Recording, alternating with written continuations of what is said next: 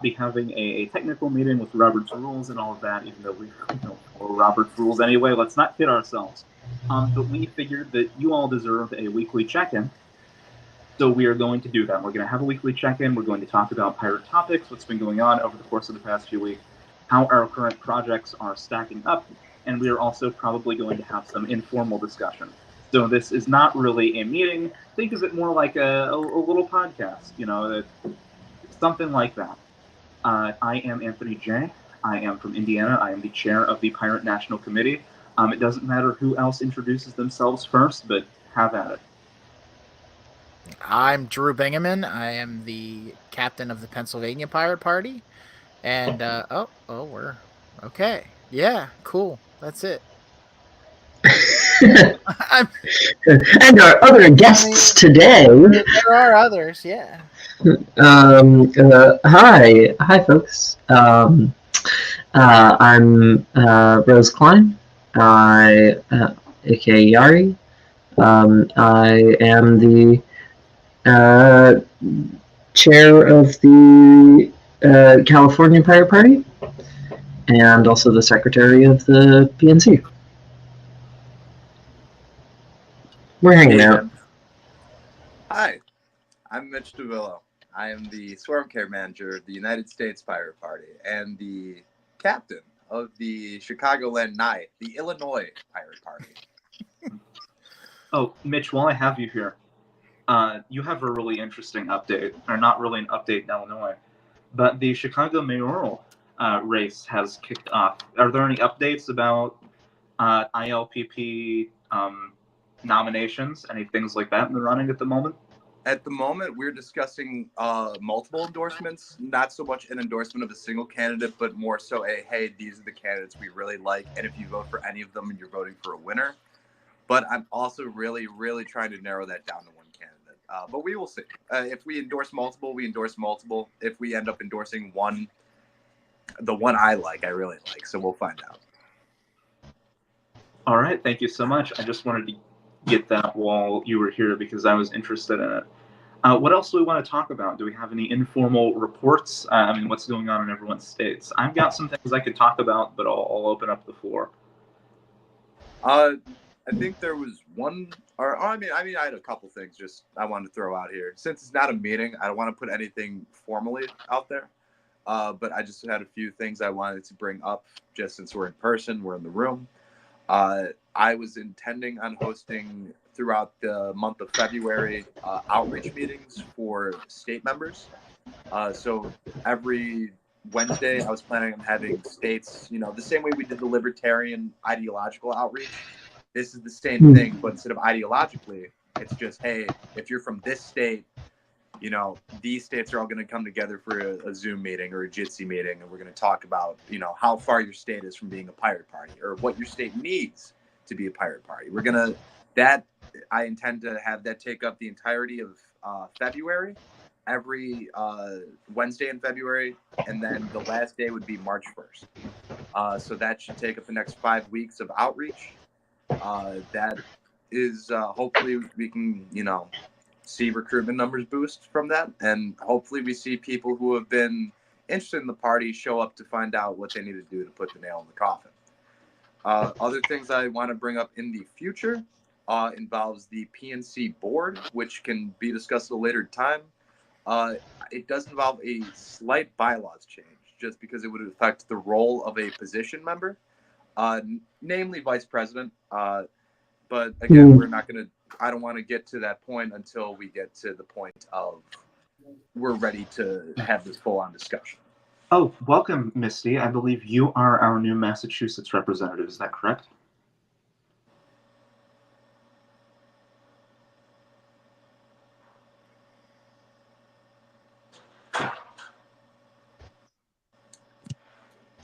Your silence is definitely Misty.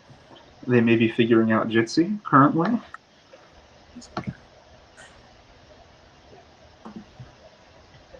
That being said, though, in terms of swarm care in Illinois and Chicago and whatever, that's all I have to talk about at the moment. I'm going to be back to my job, so I will pop in every now and then and make a snarky comment. I'll see you guys. Cool. Best of luck. All right. Thank you so much. How are we? Can you type something in chat so that we know you are available? Because we may have a quorum if you are. We would decide what to do about that, but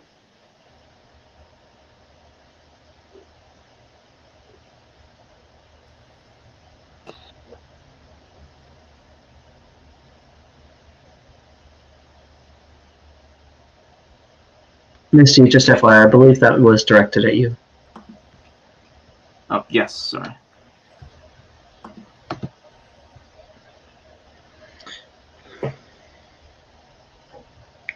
Um, Mhm.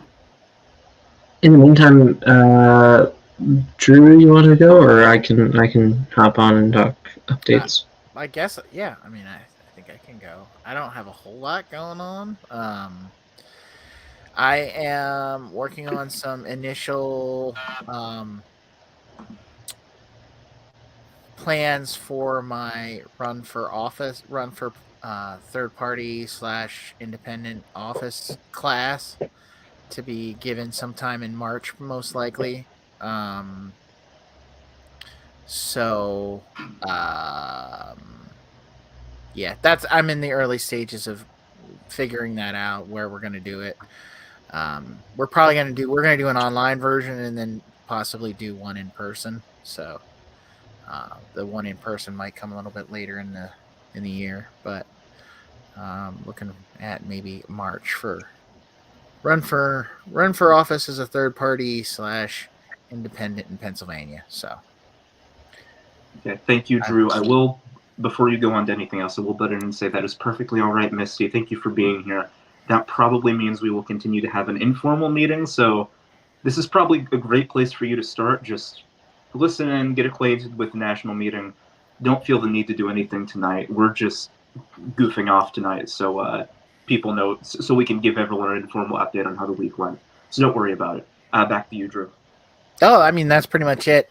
Put a couple of posts up this week about the how Wizards is trying to destroy its business.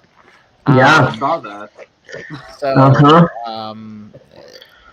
Didn't they rescind that? Didn't they rescind that whole thing though?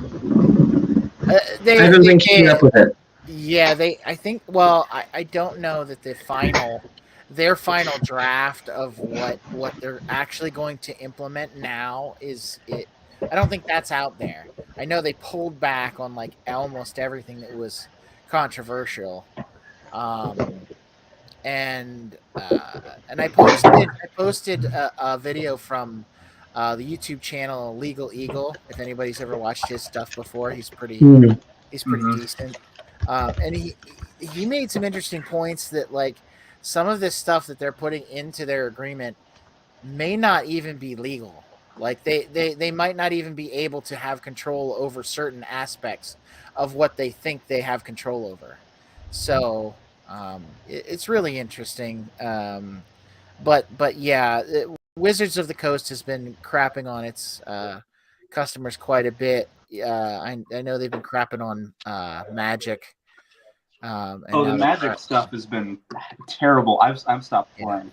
Yeah, I've been very disappointed at where that's going, and I hear there are massive changes to the game coming, which, considering what's happened the past year, I don't have any faith that the game is going in the right direction. So we'll see. We'll see if Wizards of the Coast survives a year. They probably will. People keep buying their stuff. I mean, the thing is that they're all. I mean, they are a subsidiary of Hasbro, right? So it's like, once that happened, I think that's where, in my mind, you get bought out by the giant conglomerate. Because Magic and D&D were perfectly fine for years after that happened. It was just like after 2018, basically. I think it took a while for Wizards to get infiltrated that much by the corporate culture, enough. and I think initially they just sort of figured they do a hands off thing, and then now the last couple years it's been more and more hands on, and more cash grabs, more crossovers, especially between what Wizards has as IP. Everybody wants crossovers. Everybody wants mashups. Everybody wants, because it's shameless cash grabs. You can, Yeah. it's easy to sell something when you can just take already The licensed money's on the wall. material. Yeah. So I don't know. I'm cynical about it. We'll see. Yeah. Yeah. I think, yeah, as much as I'm cynical about, well, I'm cynical about the corporate side of it because I'm always cynical about pretty much everything corporate. Yeah. And at the same time, I am hopeful that even just the BS that we've seen from the initial drafts, even if they pull back on everything and don't do any cash grab stuff with this, right? I doubt that. But even if it goes that way, I feel like this has inspired a lot of conversations around piracy, a lot of conversations around IP, and a lot of conversations around spinning off your own versions of things, right? And creating your own works around this stuff, which I think is wonderful. The more that people make their own versions of this, the more independent little game making stuff we have, and that's nothing if not a good. Right. I think if nothing else, where the main players, in gaming, in tabletop RPGs up to now have been relatively chill about copyright and all that. When people saw this, now all of a sudden, now there's a need. Now there's well, these companies can be that way. If this is the way they're going to be, then maybe we need a truly open source game engine that we can start with, and then everybody can. I mean, because that was what the point of D&D was originally. Anyways, it was just a framework of rules. Yeah. Just a framework of rules. There wasn't pre-made content necessarily right away. The idea was for you to make your own content. So, I mean, and that's still a very much a thing even today, that that people write their own content, and Yeah, the thing about the way that organizations and corporations erode creative freedom is it's almost always the door in the face strategy, right? It's you come out with something super egregious that might not even be legal, that's going to take away all of your freedoms to do anything with the content or remix in any way. And then they always take a step back after a little bit, after all the outrage has happened, and then they propose the new plan that is everything they actually want to get away with, so they get away with it. I'm wondering if this happens here. A good example I always think of is Nintendo. Remember a couple years ago when they basically hoped that they could make it illegal to, or not even illegal, but just take down, every Let's Play, every commentary video, basically any kind of gaming journalism that focused on reporting their content too much. They didn't do that, actually. But now they still, if there's anything they don't like, they can take it down. This has led to some really weird effects where they do it in some weird ways. My favorite horrible piece of trivia is the fact that Nintendo of America technically owns 2 different Mario-themed adult films because they bought them to get them off of the market. So that's something that all of you know now. But it's always that, right? It's always you start with the egregious thing. That's not actually what you want. Then you push forward what you actually want. It's always the door in the face strategy. I don't know that it's always that conspiratorial. I think sometimes it's just stupid. I think like in this case, somebody just said your gaming license is old. We should update it for current times. The idiots in the offices said, yeah, okay. And then this garbage comes out of that. It's like, oh, well, that's all standard practice or whatever. I mean, somebody's saying that. somebody is making the argument for that it's, you know, it's not egregious, and everybody looks at it and goes, you're nuts. No, this is, we don't want this big of a change. We don't want to, you know. And if we get this big of a change, we're gonna leave. We're not gonna be your customers anymore. So I'm not saying that it's always like, because when you're dealing with systems as big as large corporations, you know, nobody's motives are ever like super intentional. You know, it's a complex system of different people's motives kind of coming together. So I'm not saying it's always even necessarily like, you know, the direct result of everyone going, oh yeah, we're gonna do something super conspiratorial here. But usually, what gives people leeway to be this bold about it is the idea that, oh well, you know, if it doesn't go well, then we can always revise it. Yeah. So I think I think this is a good point. I think two things here. One, which is I think Drew's point is well made, which is that, you know, giving agency, giving benefit of that much agency to these organizations is also to imply that they are actually thoughtful in anything they do. But also, what you're saying, which they aren't, right? But not in the slightest, right? They're woefully inefficient bureaucracies. But Adrian, to your point, right? The inefficiencies of the bureaucracies and the inefficiencies of capitalism are always to the benefit of these bureaucracies, are always to the benefit of those at the top, right? And so it is sort of a strategic inefficiency, right? It is an efficiency, an inefficiency that benefits those who, you know, who can afford not to give a shit. Yeah, no, I see exactly what you mean, and I think you all know by now that I try very hard to be usually the least conspiratorial person in the room. I really don't like jumping to conclusions, but man, no, it's so easy to when it comes to stuff like this. I think there are a lot of corporations out there that are bad corporations, and I still think a lot of the quote unquote corporate conspiracy theories are more just bad culture and ineptitude a lot of the time. I think it's a lot of people just making bad choices because they're idiots more than they are about and following the wrong bottom line, looking for the wrong bottom line, always looking for the stupid cash grab. And the incentives around the short-term money.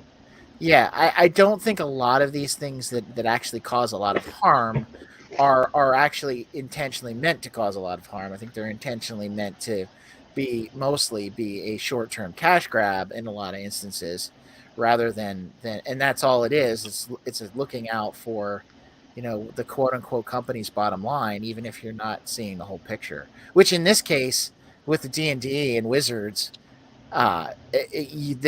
somebody was definitely not seeing the whole picture here. That this was going to anger a lot of people.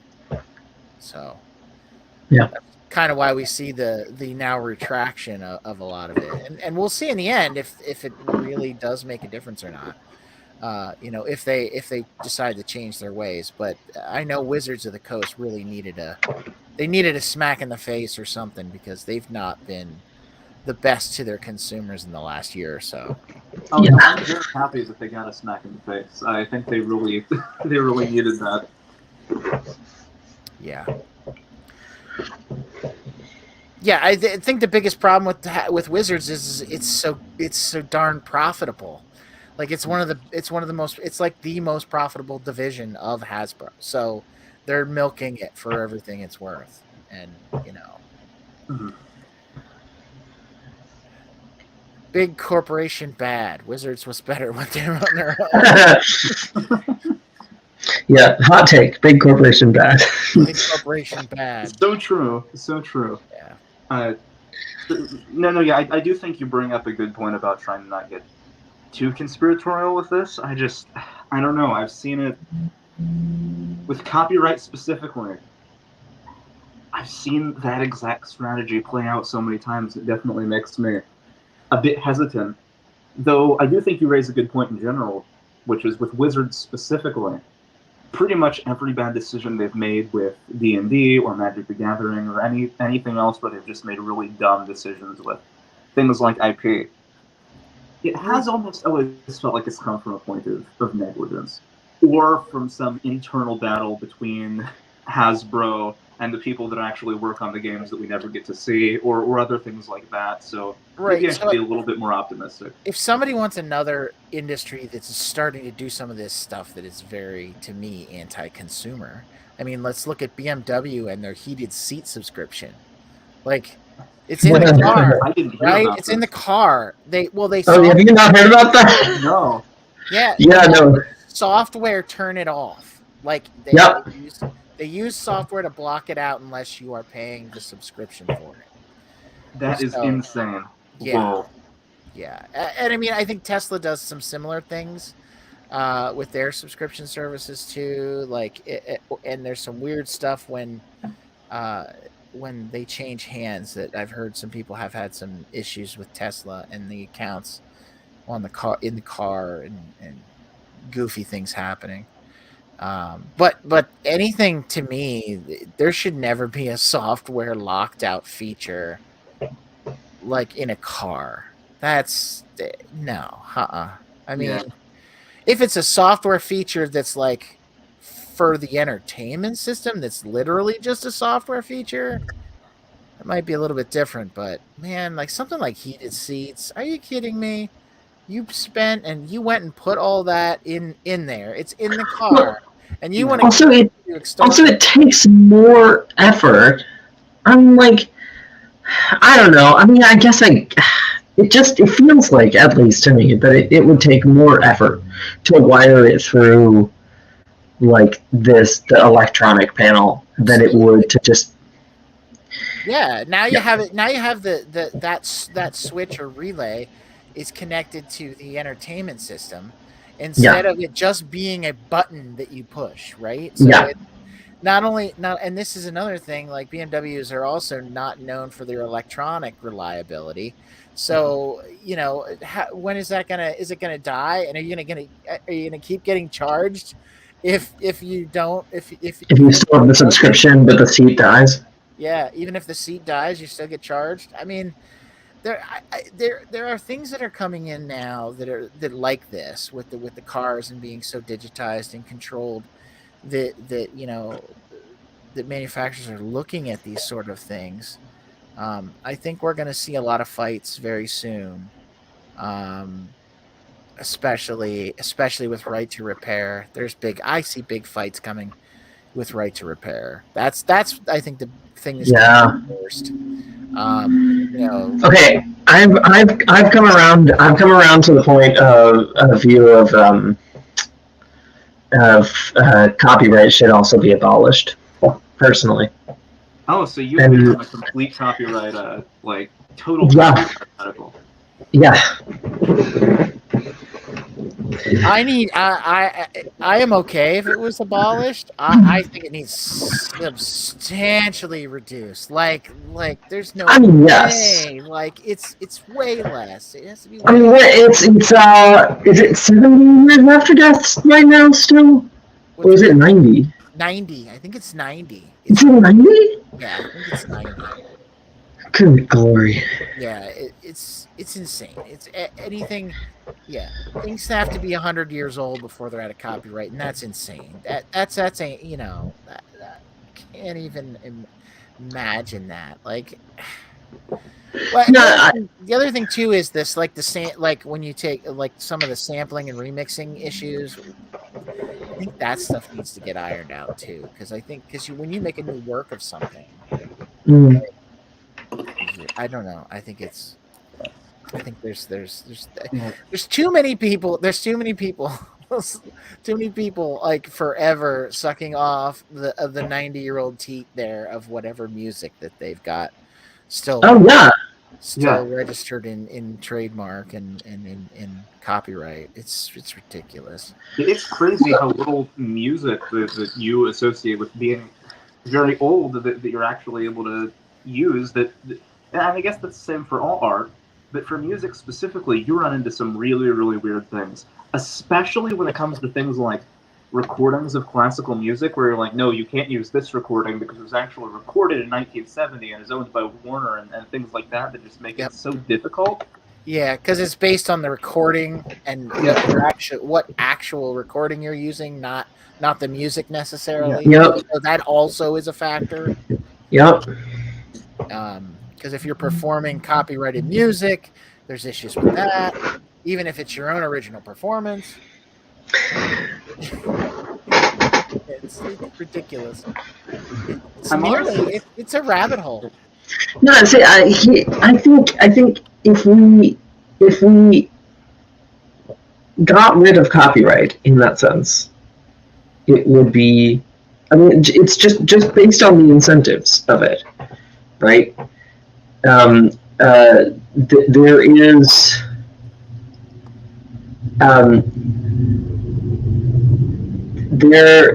Gosh, I'm sorry, I'm losing my train of thought.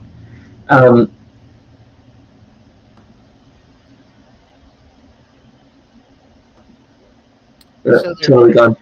So I see actually. So abolishing copyright in completion, I think, is probably an issue for movies, probably more than music now. The music industry has transformed quite a bit. I mean. Oh, what I was going to say is we basically already have, in so many senses, in the digital piracy pirate sense of the internet. Mm-hmm. We already have, in so many ways, like a copyright-free zone.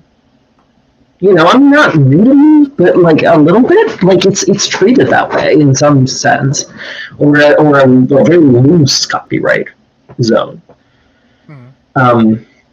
You know, less so for some works, and clearly that's not the case in terms of what works get created. Right, creators of works think about that much more diligently, but in terms of the way works are played and used and remixed sometimes and replayed, etc. You know, certainly the frickin'. I mean, who pays attention to the FBI warnings on the front of the movie? Nobody. Right. Not anymore. Yeah. Well, that's the other thing too, is there's not a whole lot of people that have, like, at one point there were a lot of people that had DVD burners, right? So, I mean, who has that anymore? Like, we're in 2023. I've had like 5 computers now that haven't had optical drives, so Mm-hmm. I mean, Right. that's not even a, yeah, sure, if somebody wants to go out of their way, I think of it more, I look at it more of like, especially from a personal use standpoint of things, like, if I am not making money from using your copyrighted material, like if I'm just reading it for my own, or if I'm listening to it for my own pleasure, like, I don't see an issue. I mean, I know, like, everybody's like, well, you didn't pay for that, so okay. Yeah. I mean, I don't pay for any. Listen, I don't pay for any music anymore. Like I go to YouTube or to Spotify, and I don't pay for that. I think I've paid for that like 3 times in the past 5 years. For Spotify, and it's only when they're running the like 3 months for $1 deal. So see, this is why I have the controversial take. Very strange, but hear me out. I'll even turn my camera on for this one and everything. Love it. Ad-supported social democracy. Blatant like, I'm just saying, like, what if everything is just monetized through advertisements? In some ways, this would be terrible, but in other ways, it would be great. It's what we do with music. Like No. Why not do it for more things? No. I mean, here, let me. I mean, here's. I mean, I hate it. First off, advertisements are pollution, Yes. right? Just just absolutely no. Absolutely no. Advertisements are pollution, right? Ad block is one of the best tools ever created, and if you don't tell me you don't tell me with a straight face, AJ, that you don't use ad block. For some things I do, for some things I don't. Yeah. Okay. So ad block. Really just turn it on if it's really invasive, which it is a lot of the time. If it's just like like a couple of those second ads before a YouTube video of someone that I do want to support. No, I don't use that. Well, okay. Okay. First off, the ads on YouTube videos don't always go to the creators. The best way to support them is literally to throw them $1 on Patreon, like ever. Right? Well, if you throw them $1 on Patreon ever, even once ever, you will be supporting them more than any ads you could ever watch on their channel through your fucking lifetime. Excuse me, sorry for swearing. But the ads on YouTube videos, at least a quarter of the time won't even go to that creator. Most of the time, because they're getting claimed by other stuff. So no, that's not. I'm just calling you out there. That's not helping, right? And then also, which is why honestly I think monetizing YouTube stuff is not the way to go for YouTube creators out there. If you're looking to make a YouTube living, don't put ads on your videos. Because ads will get put on your videos anyway. Actually, is what I should say. Ads will get put on your videos anyway when they get caught by content ID bots. So, yeah. So if YouTube ads aren't a good deal, and I understand they aren't a very good deal, so maybe it's not even the best example. I mean, it's not about being a good deal. It's not about being a good deal. Like, oh, they're already watching an ad, but that's a direct, creator to advertiser relationship, and they can get paid very handsomely for that. They're, sure, they're also obstructive. I'm sure a lot of people will just go down to the. Hang on, sorry. Say that whole thing again. Oh, sorry. So you said something about how I think if I understood you right, you were also starting to disparage, embedded, in content, in video brand deals, correct? Yes, absolutely. Yes. Let's focus on that for a second, though. Okay, into it. Let's do it. Yeah, ads aren't a good idea. Ads on YouTube have issues with them. I agree with that. So what is not just entirely objectively better for everybody about these, creator to ad space buyer relationships? I'm sure a lot of people are also going to skip them. A lot of people just put the little chapter things in their videos now so you can skip directly over the sponsor. But the creators get paid for that, and it helps sustain them, and it helps sustain their content. Maybe, on Patreon sure still helps a lot, but it is a revenue stream for them. What's so wrong with that? AJ, have you heard? There are multiple creators who have spoken out about the absolutely. I want to say almost manipulative tactics used by advertisers and ad agencies in terms of how they continuously it's basically lowest bidder for these videos, right? It's like race to the bottom. How can we pay you the lowest amount possible and still give you a sponsorship? And it ends up being this sort of nerve-wracking thing of, am I going to get a sponsor for this video or not? And am I going to still be able to get a sponsor that will make me enough? To the point that most of the creators I follow actually have gone back to just, or are working towards, or have gone back to just running ads for their own Patreon instead of sponsored spots. Because that scheme is bad for their health. because it is pollution. And I mean that. Like it's bad. It's bad for viewers. It's bad for the creators, right? Any situation, right? Any situation in which you can create a direct line between the person who wants to see the thing, the person who wants to consume the content, and the person who is making the content is much better than a situation in which you are creating adding this weird third party with someone selling soap, right, or shaving products or whatever the fuck, right, who's trying to like do some weird parasitic thing. Right? If I want shaving products, I will go to the store and buy them. I don't need to see an ad on YouTube. I understand that. I understand some of the complaints, though there are also other complaints that you listed that I hadn't heard about before, so I will do more research on those. One of my concerns that I'll throw back at you, conceding this point a little bit, is I don't like the idea of patronage as the primary direct revenue stream for Agreed. content.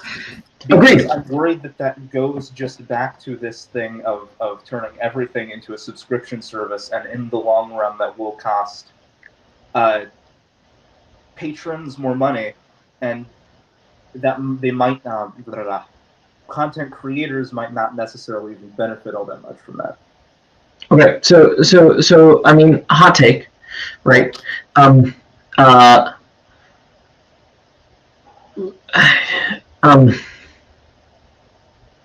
One, a market in which you are. There we go. Hopefully that blipped. Okay. I would argue that any economy where you are paying for any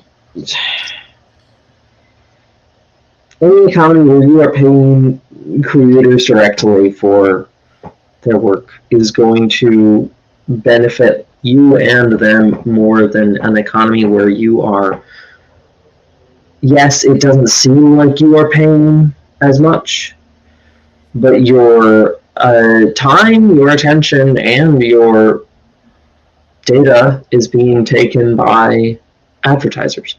I mean, the whole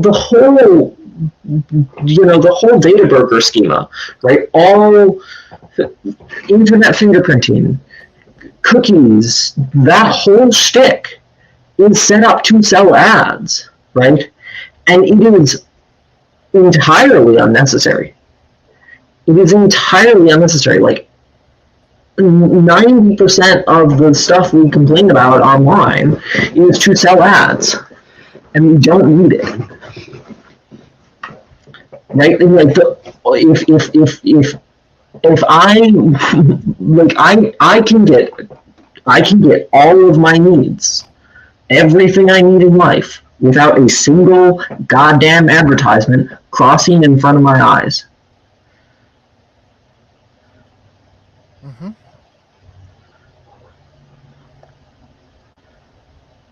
I get that. And so why have them? This is the world I want to live in, I think. Yeah.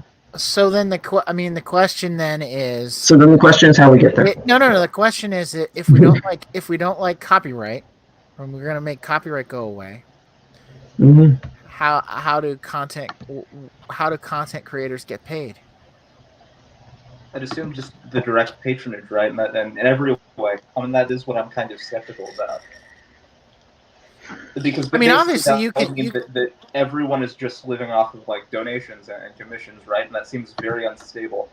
Right. I mean, obviously, even without even without copyright, you can still take measures to protect your own works, right? Like you can put anti-copy things on without having a copy. You know, even without having copyright law, you can protect your original work.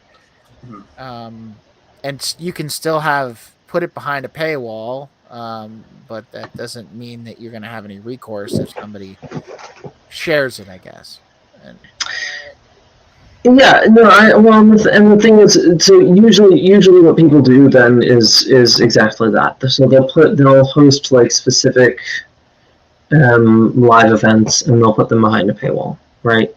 Or I would argue that it actually tends toward making art that creators make more interesting and more expressive, because what it necessitates is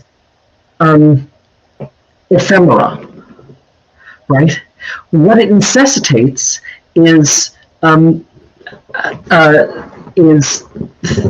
aspects of a work that are intangible or temporary, right?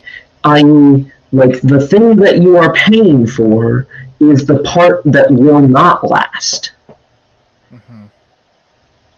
And there are, and that's cool. Like, we have too many works that are lasting until author death plus 90 years, right?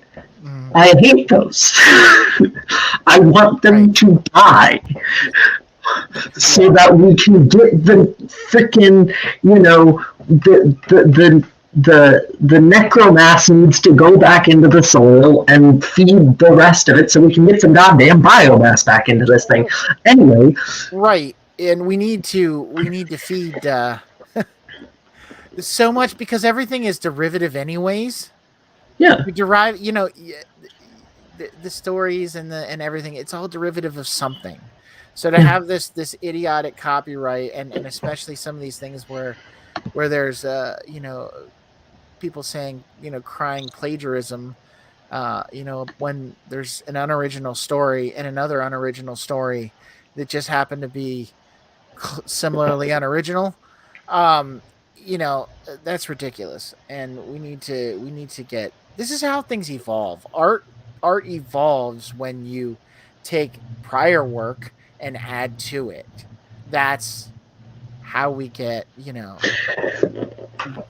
So I do want to bring something up, a specific medium or industry or whatever you want to call it. Yeah, go for it. This feels like it causes problems. To me, it feels like it might cause problems for journalism. Because it is a form of media that functions very similar to art a lot of the time. Okay. We journalism have issues being skewed by things like profit incentive, not just skewed in terms of bias, but in terms of general things like sensationalism, or just anything that needs to be done to keep the lights on. Right. I think journalism is the least affected of. Tell me how journalism would be affected,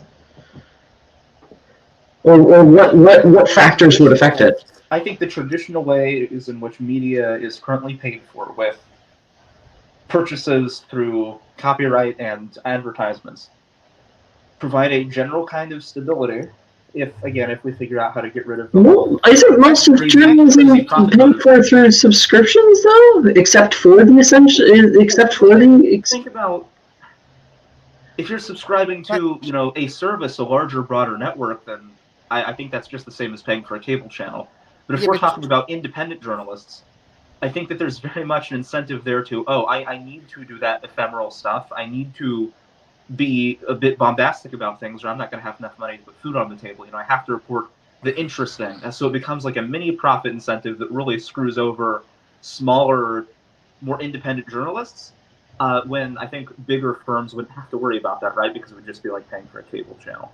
I don't think it's a problem for the journalists. I think it's more of a problem for the old school, like the outlets, of how they get paid, because they pay the journalists, right? So the outlets, whoever's going to publish, is especially with freelancers, they put out, they put it out, and they pay for the so the journalists aren't getting paid based on views or stuff like that. If they're more of a traditional. But I think that's good. I don't think journalists should be paid based on views. Now, the fact that that goes into some weird things with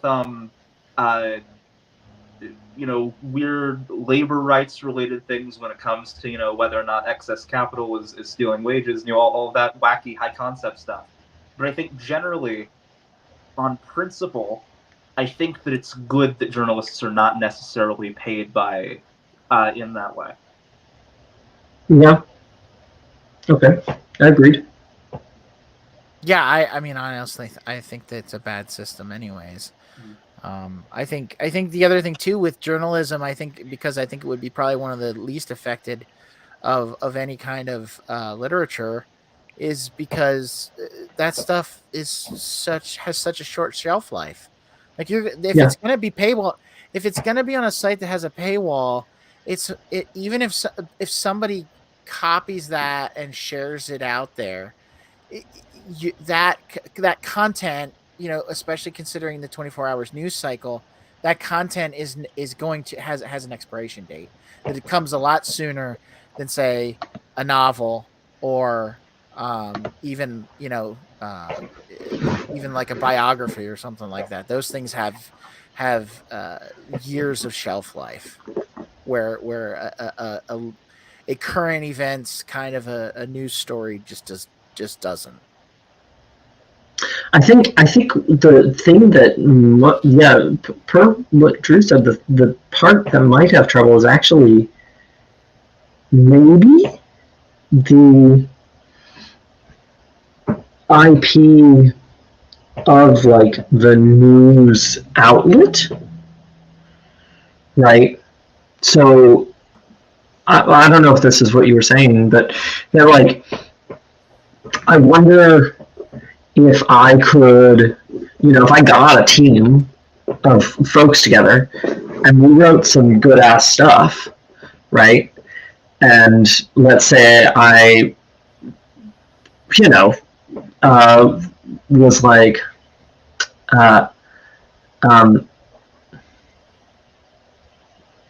it's the LA Times, right? Sure. Yeah. Okay. I don't know. New York Times, right? Let's say we were just like we went big, right? They're both big, whatever. Right. So we went big, and we were like, we're gonna write for a couple days. We're gonna write our own version of the New York Times, and we're gonna publish it, and it's gonna be just as big. And we have, because IP isn't a thing, we could just do that. I mean, yeah, but like we wouldn't have the publishing facilities as much to like throw it out there, I guess. But we could. They couldn't like sue us or anything. Yeah, I mean that's the sort of thing, especially with pranked, I guess. It's good journalism. It doesn't really matter. So. Yeah, I think that's the thing so we have a lot of disposable journalism right now, especially stuff that already is repurposing earlier works. There's a lot of that. It's enough different to not be plagiarism, but yeah, it goes on constantly. I don't think in the end that a lot of these things are there's a lot of fear. And mostly from the people that own all the copyrights. That's where all the fear is coming from. Like also, selling these copyrights and their ability to shut people's creativity down. Oh gosh, yeah. I mean, that's where it really crossed the line. So I had to tell. This broke my freaking heart, right? So I teach a class on games and making games, right? And one of my students the other day was pitching a game to the class and to a group and then to me as teaching co-teacher and the other teacher, and the two of us looked over it and we were like, this sounds great, except for the part where you want to put Pokemon in here. Everything else sounds awesome, and you thought then this student had already put hours and hours into designing putting in the systems in place and stuff. Yeah. Right, and I'm like, my guy, IP, if you want to make this, go for it, but you're gonna make $0 off of this ever, right? And yeah, so oh gosh, it was just really bad. It was just really, I mean, it was great work, and it was just really sad to see it. And I'm just like, I can't in good faith tell you that this is a good idea to do as a class project. And I wish we lived in a world where I could say to my student, yeah, go for it. And it's just there was that moment there where I saw a glimmer of that future where it's yeah, no, IP has just opened up, and now suddenly there's all these derivative works. And so that's kind of my thing is things like Pokemon at this point are in the culture. It's in, people know what a Pokemon is. We haven't had enough years of that in the culture, and it doesn't take that long. It doesn't, this is my argument for a significantly reduced, where a super significantly reduced copyright law.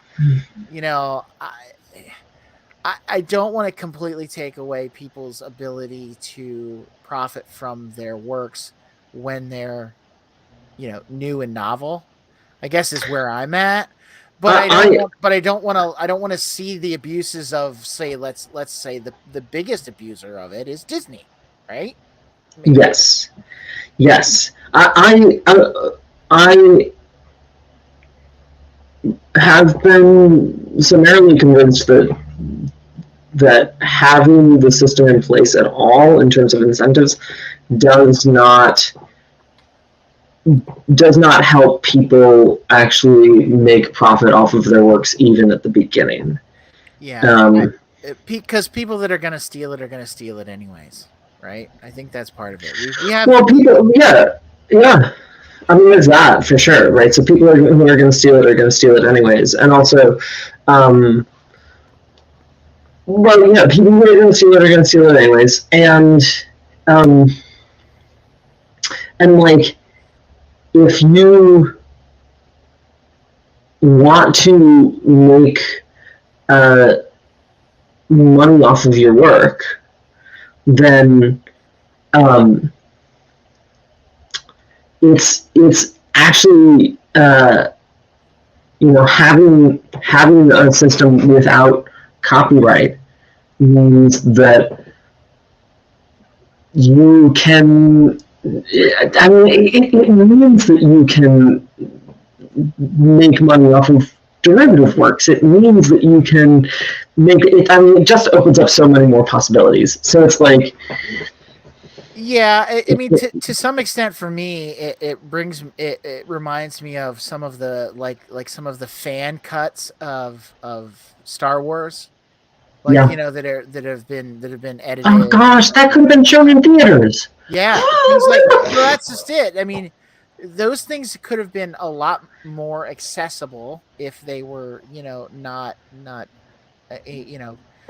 of copyrighted material, so that you have to go to a shady server to download the thing and get to actually see these work, because these people put a lot of work and time and effort into these things. And to me, I think cutting a movie that way differently is, so it's the same thing as some of these guys that do mixes and mashups in it's art in music. So that's art. I think that's and it comes out as an original work. I mean,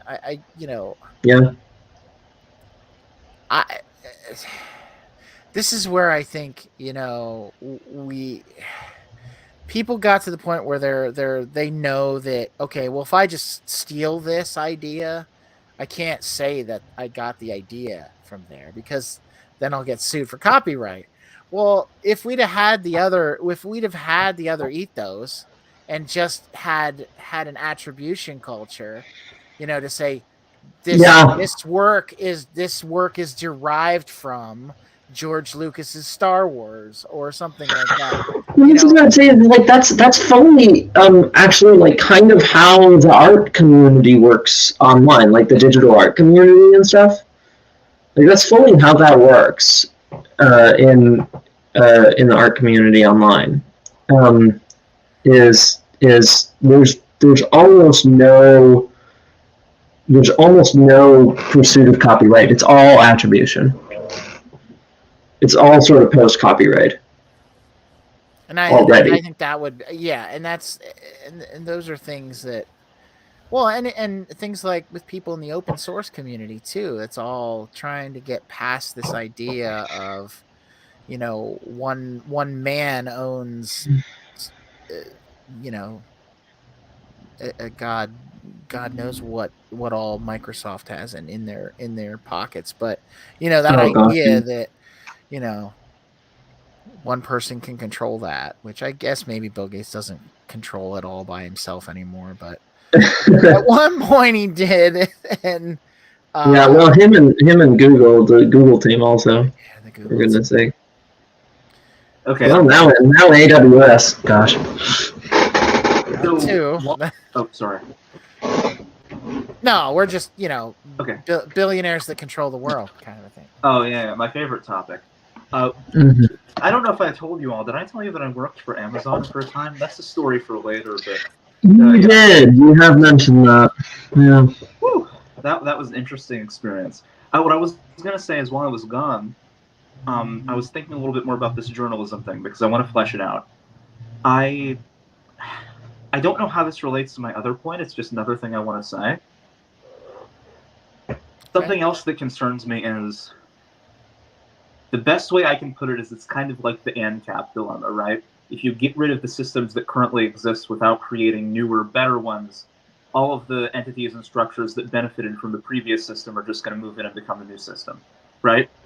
My concern with journalists being paid through things like patronage is in that system where what matters is the hype. It is getting people to pay attention in a very similar way to the macro profit motive, but maybe a little bit different.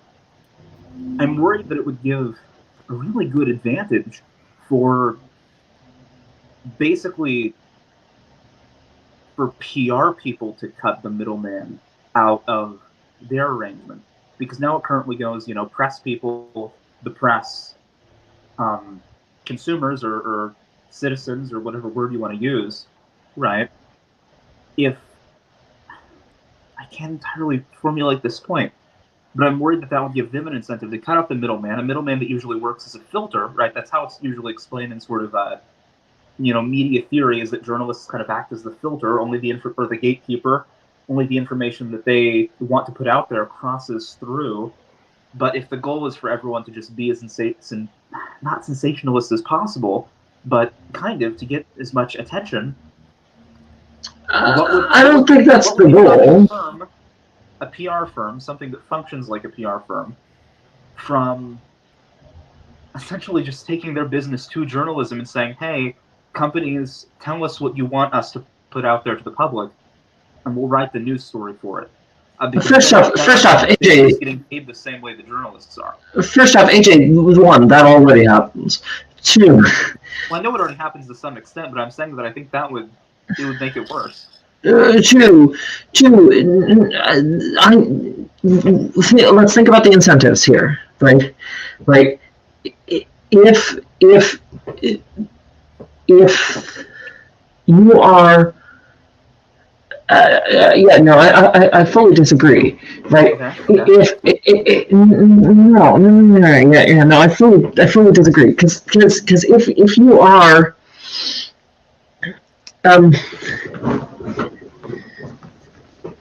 okay, hang on. If you are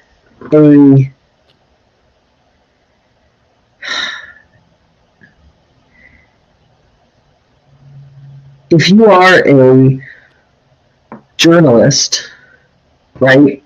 First off, okay, I wanted to say the goal is not to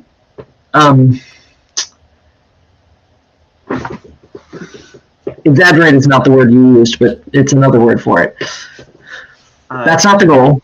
That's not what I said, and that's not what we ended on. I'm trying to find the right word myself, but that's not the goal.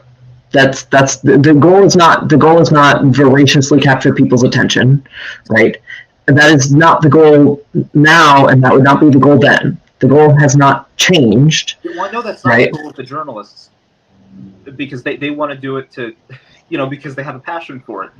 But my concern is that right now, how much they're getting paid, what their reach is not entirely fully dependent on the overall profit motive that exists. Now there's kind of a push and pull about it, where that's what the corporation is concerned about, but that's not entirely what the journalist is concerned about, so they're able to keep their other motives intact. If you're an independent journalist, I think it's a lot more tempting for those motives to come together and coalesce. I mean, we see this, online politics is full of this, right? Full of a lot of people who, whether, you have a successful blog or you're a Twitch streamer or something like that, you're blending journalism, entertainment, and political punditry because you get rewarded the more you do it. I am unsure if that is true because I haven't actually done a thorough review of independent journalism in any way. And also I would argue that the incentives placed on independent journalists who use different platforms are different, right? So the incentives placed on an independent journalist who uses a blog or who uses Twitter or who uses Twitch will all be very different. That is true to some extent, I think. But there's already a very worrying trend in journalism and in media of this super, super, personality-focused, like the whole infotainment thing. It is causing issues, and I'm worried that this would exacerbate that.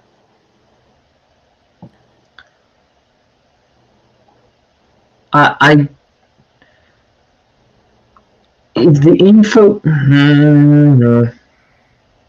And I'm not even saying that,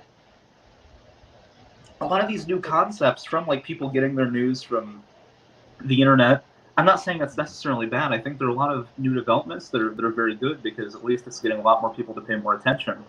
But I'm worried that we already see this trend of not just journalism fusing with entertainment, but journalism. I want to check on that trend. I want to check on that trend. Is that an actual trend? Oh yeah,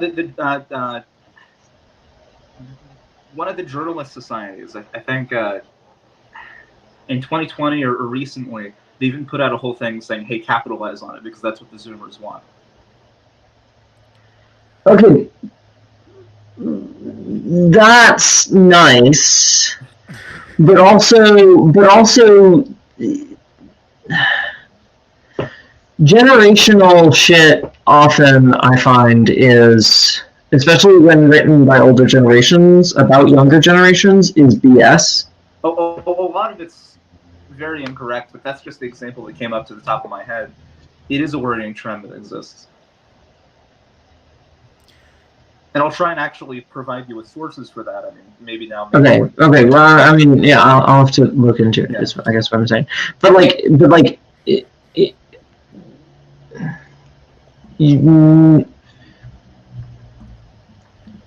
I think we need to get more of a.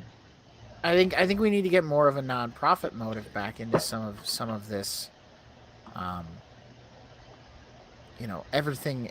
All the major news outlets are all big for-profit corporations. Yeah. Nonprofit. What do we have? We have the. I'd love to see more of, and that would fix it. But oh wow. Oh. Pardon me. Didn't have time to mute. I apologize. Yeah. The issue is, I love nonprofits, right? I'm part of a minor political party. Nonprofit journalism is great. Charity has its issues, but it helps fix holes that our other sisters don't pay attention to sometimes. I like it.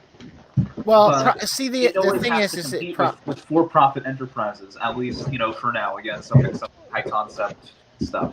why I just think we need some more outlets that are nonprofits and absolutely independent, that are not there for necessarily the profit motive, but for the actual journalistic integrity of getting stories out that need to come out.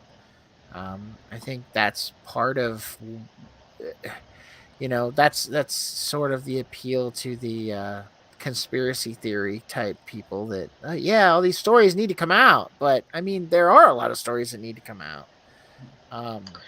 Stuff that gets buried every day. Yeah, I was gonna say I'll just sort of do an appeal to. Oh gosh, am I doing this? I think I'm doing an appeal to human nature here.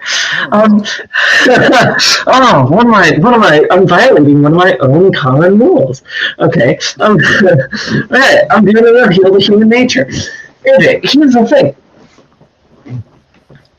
I do have Gatorade Nice Guy. Thank you for noticing. I continue.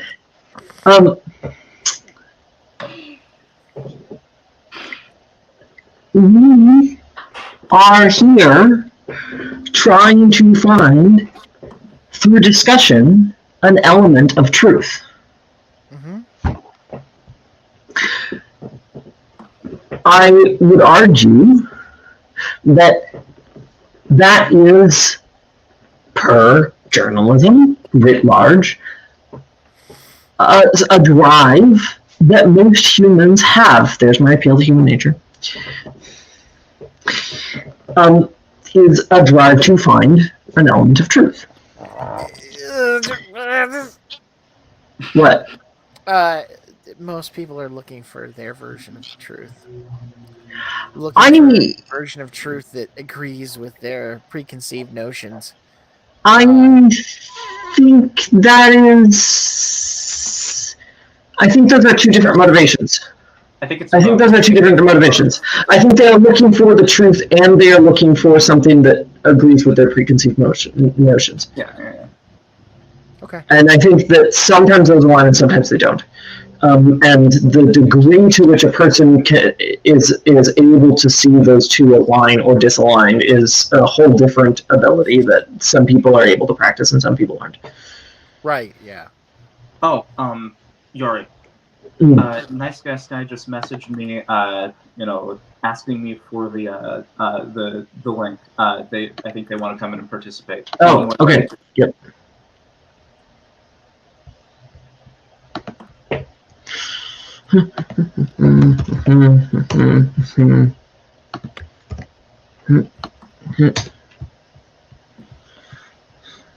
Come on.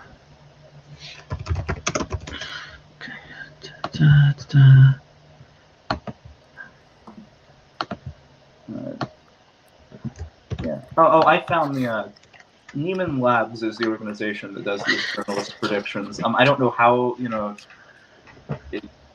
they're a reputable organization, but I don't know how much that extends. They do one every year, and they keep talking about this journalism infotainment thing.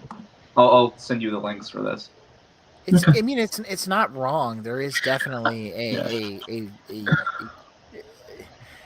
Well, I think it's just about the change in technological use and like how that fosters a certain type of parasocial relationship, right?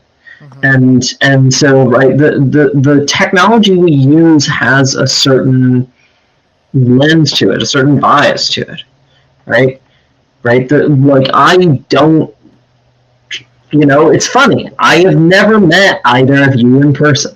That's true. Right? Mm-hmm. But I talk to AJ a lot. Right? I feel like both of you are friends. Yeah. Frankly, Mm-hmm. So they're some of my closest friends that I've never met in person before. Yeah, exactly. There is some of that, yeah, definitely. Right. This is the blessing and the curse of streamed video. Is that it leads to a certain element. It's, you know, it leads to a certain lens, a certain frame of viewing the world. And so I think the fact that there are some journalists who inevitably end up using this as a medium means that, yeah, it makes sense, I suppose, that there would be a sort of parasocial element there as well. Actually, I just want to. But then you said that there are some things that you've deep dived into, other things you haven't. Have you gone down the Twitch political pundit rabbit hole? And if you haven't, No, God's no. I stay off Twitch wholesale almost. Okay. Around. Oh, hello, Ron. Okay. It is a bizarre mess. It's really, really strange, but I think it amplifies a lot of the concerns that I'm talking about here, because I think there are a lot of people that go into that whole scene expecting to do good things, and they for the most part, just become entertainers and really. Well, yeah, I mean, it's also a platform run by Amazon, so I'm not shocked. I mean, I've done streaming on Twitch before. They shove ads at you. You will advertise. You will advertise, and it's almost scary how good they are at making you want to be a social advertising. Like, their funnel is towards game streamer. Mm-hmm. That's what the incentive system on Twitch is set up for. So yeah, no, I'm not shocked by that. But I think that's because of the incentive system on Twitch. I don't think that's necessarily because of but the state of journalism.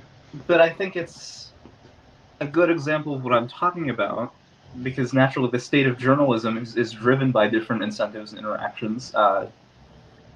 And True. I think it's an example of a concerning trend that I'm worried might be exacerbated if we shift everything to no copyright, no go to this entirely innovative funding model for journalism. But here's the thing, AJ. No copyright, no advertisements, Amazon, go on. Well, I know that would get rid of the Amazon issue, but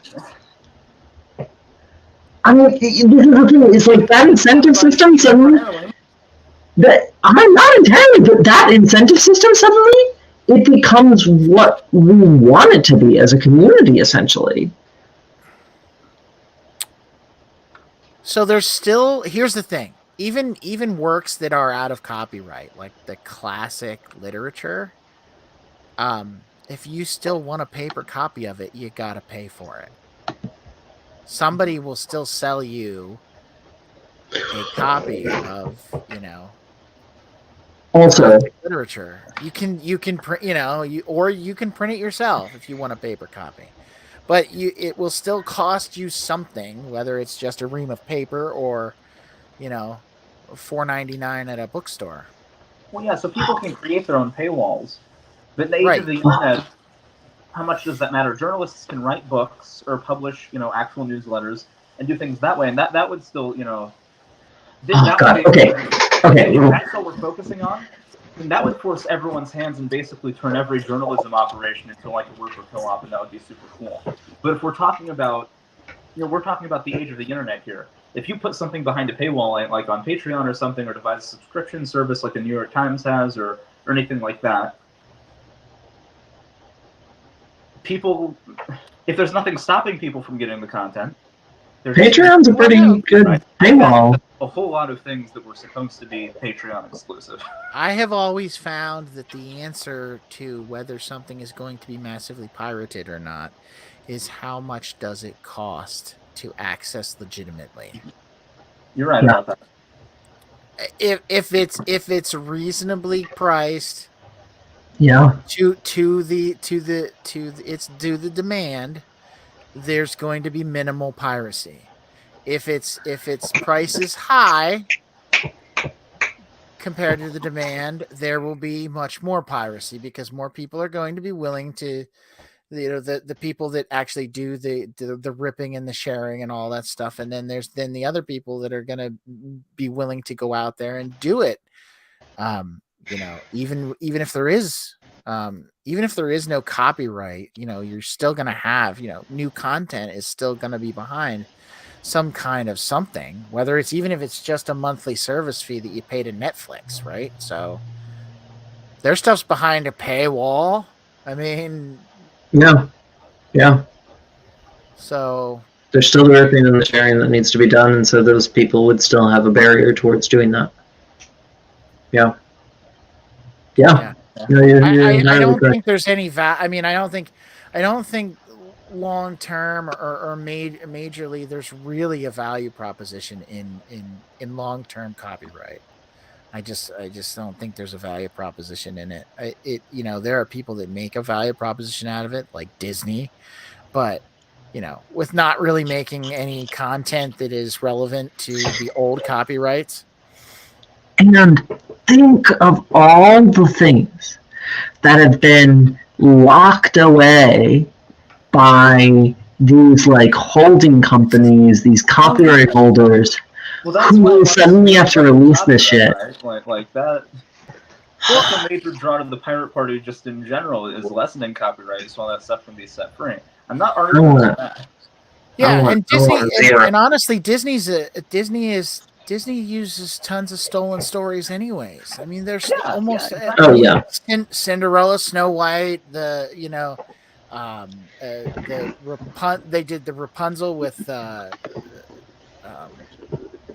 business model basically from the beginning was just recopywriting. Yeah, they don't have. I mean, most of their stuff is not original. The stuff that's the big animations are not original stories. They're old folklore, which you're taking advantage of something that is in the public domain, making your own version of it, and then copyrighting it. Yeah.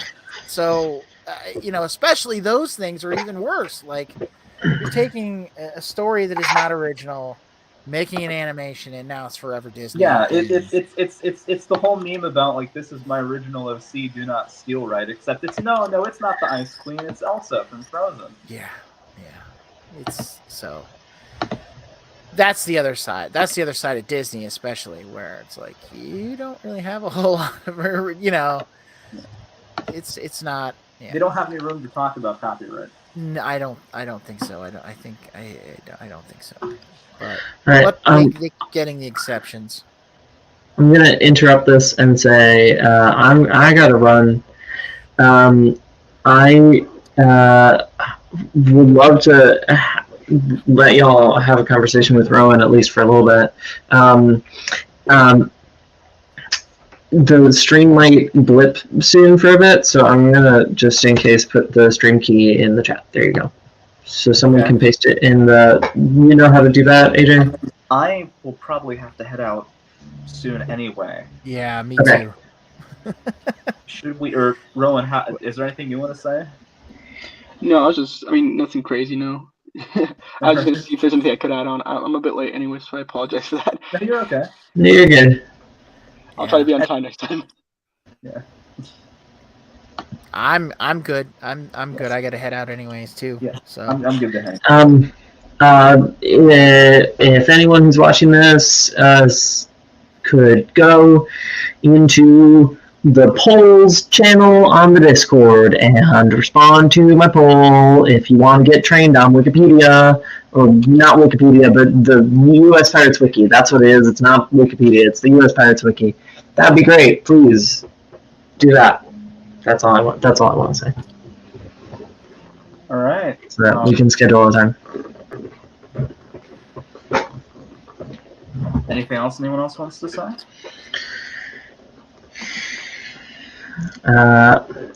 IT is hopefully going to be doing some cool shit next week. Nice. Yeah. We're working on stuff. That's all I got. Copyright bad. Copyright bad. Indeed bad. Patents worse. Patents so much worse. They actually, I mean, copyright probably kills people. Patents definitely kill people. Definitely. There's some, yeah. You know- That's next time. Next time, Pat. Next time. Rage about patents I think that those, of the those patent trolls. those wacky bearded guys might have been onto something about the difference between personal and private property. I think there's a town in Texas that needs to be blown up when it comes to copyright or patent trolls. I think it's like 90% of all the patent trolls are all in one jurisdiction in Texas because there's some judge that always rules in their favor, I guess. I don't know. That's crazy. I didn't know Yeah, that. it's really messed up. Interesting. Yeah. All right. I gotta run. All right. Have a good night, everybody. Me too. All right. Good night, everyone. Bye. Vote pirate. Vote Vote Pirate. pirate. Go Pirate. Good night. Good night, everyone. My stream's on